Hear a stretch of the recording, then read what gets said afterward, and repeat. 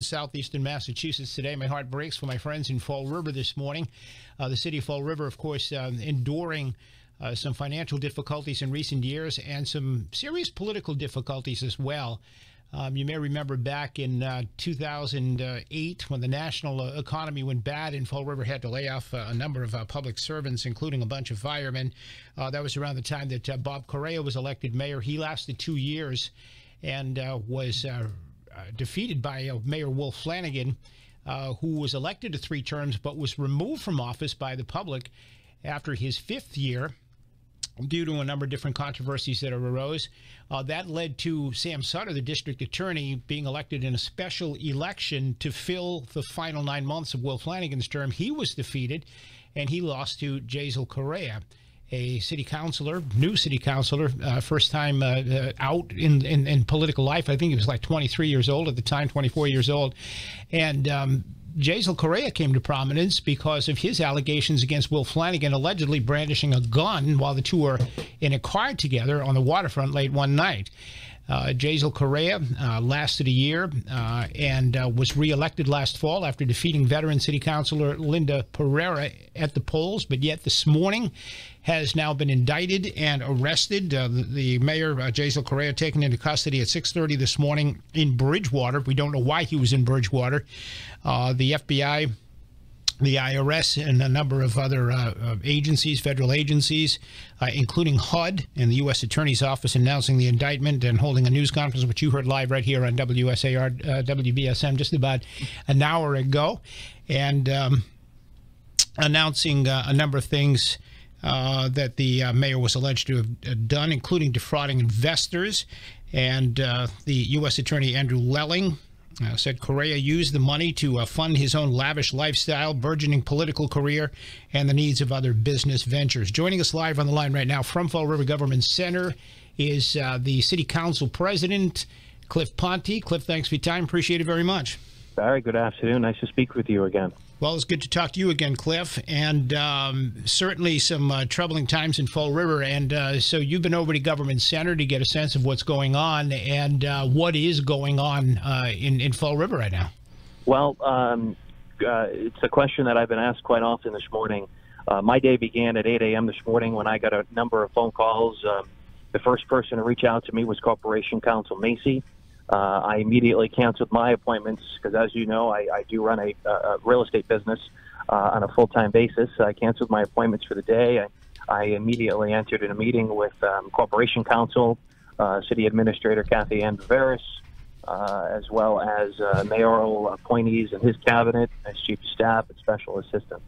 At the end of the day, what is happening in Fall River right now, as awful of a day as this is for Fall River, as awful of a day it is for Mayor Correia and his family, we all in Fall River need to remind ourselves as elected officials that we have a responsibility to our constituents and our taxpayers that it's business as usual in Fall River today. Trash is still getting picked up, potholes are still getting filled, business is still operating at Government Center. Is there a little bit more extra attention given to Fall River today? Yes, there is. However, what is going on, to answer your question, in Fall River today is it's business as usual with our department heads. The mayor's office is open. They're answering questions and concerns that people have, and it's just it's another day for Fall River, as sad of a day as it is. Cliff, any idea where the mayor is at this point? I have no idea where the mayor is at this point. I do know that Attorney Macy has been in touch with his attorneys. At this point, I can't comment as to where he is or what he's at. I don't believe there's been any communication with Mayor Correia at this point. Any indication at this point that Mayor Correia may step aside? If he does, of course, that makes you acting mayor, right? That would be correct. There's 2 options that would put me in that position to assume the duties of mayor. One, well, first off, he is not available today, so I would be acting should there be any issues that arise in the community or in the city of Fall River at this point. I've made myself available to all department heads as well as city administrator and other individuals as well. So they are all aware. We've spoke numerous times this morning should I need to go in and sign anything. And certainly isn't the first time that the mayor's been unavailable. You know, there's been times that he's gone on a business trip or at a conference. and I've had to go into City Hall and sign necessary orders or warrants or whatever needs to happen to move the city along. But in terms of where he is at this point, Barry, I don't know. That would be a question that would need to be asked to his attorney. Is there any indication at all that the mayor will step aside, Cliff? I don't know the answer to that. I haven't spoke to him. There's been no indication from anybody that he is going to. There's two options. As I was going to say, what was going to put me in that position to serve would be if 7 city councilors, by way of the charter, would give him a vote of no confidence, removing him from office, or he would step down. I have no indication, nor have I scheduled or planned at this very moment, as I conduct this interview with you, a special meeting of the Fall River City Council to make that decision. This is all news to us today, as it is to you and your listeners. So at this point, there is no, I have not got any word that he is going to step down from his duties as mayor at this time. Have there been any calls from your colleagues on the council to schedule a special meeting to have a confidence vote or a no confidence vote? I haven't had those discussions quite yet. I've spoke to a number of city councilors as my role as council president to speak with them. I have not yet been asked to call a special meeting from my colleagues. Should that happen, and should the city councilors decide to ask me to call a special meeting, and if it's their wish, it's my command, I will do it, and I will schedule it, and we will see what happens at that point. So there is precedent for this. This is in the city charter that the council, provided there be 7 votes, that I assume is what, 2/3 of the council, calling for or actually voting no confidence in the mayor. There is precedent in the city charter that he can be removed by the council under those circumstances. That is correct. Okay. Cliff, this is a kick in the teeth for a city that's been really, really badgered by some bad publicity in recent years in terms of its political leadership. And, you know, I know you can't answer this. This is rhetorical, but when does Fall River move beyond this and finally find some stability? Well, you know, I can't answer that as best as I can, Barry.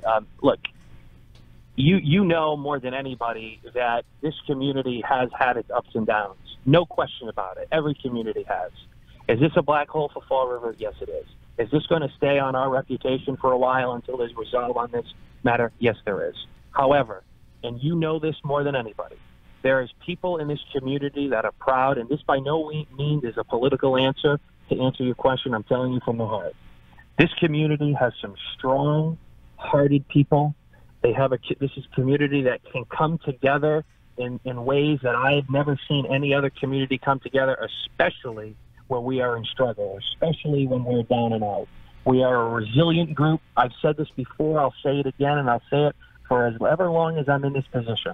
We have very proud teachers. We have proud business owners. We have proud residents, and we have proud police officers and firefighters who care very much about this community and moving it forward. I know it's a tough day for Fall River. It's going to be a rocky road these next couple of days. But what we need, and what I'm trying to do as an elected leader, as council president, that I can only do, or what I can do, is try to keep everybody in line, work this through with as much class and professionalism as I possibly can, and let things fall where they may. But we as a community, I know we will get through this. I know it's a black hole right now, but as a Fall River resident, as a Fall River business owner, and knowing the will of the people in this community, as troubling as it can be sometimes, we've gone through worse. We'll continue to get through this. And as a community, I hope that we can become stronger when this is all said and done. Cliff Ponte, the city council president in Fall River, rocked by political crisis again this morning. Have you attempted to reach out to Mayor Correia at this point today? I don't believe the mayor has his phone with him. It is my understanding, based on the communications that I've received, that Mayor Correia does not have his phone or his keys at this point when he was taken into federal custody. But at that point, that's as far as I know, and that isn't on the record per se. It was just what was told to me. I haven't been in touch with him, and I know I'm not going to be the first call the mayor makes when he does get his phone back or has the ability to make a phone call. Mayor has a very wonderful family. He has very close supporters of his. Like I said, I'm sure the mayor has some priorities to make sure that his family is okay and protected and getting through this as well. Because, as you said, Fall River is rocked by political issues time and time again. But it's not only the politicians who have to bear this. Our families, our friends, our supporters and loved ones go through this with us. And I know that the mayor has that in his thoughts, and I'm sure that will be his priority when he has availability to speak with people. The U.S. Attorney mentioned this morning as part of his briefing that Correia was taken into custody at 6:30 in Bridgewater, but he didn't elaborate on that. Do you know what Correia was doing in Bridgewater that time of the morning?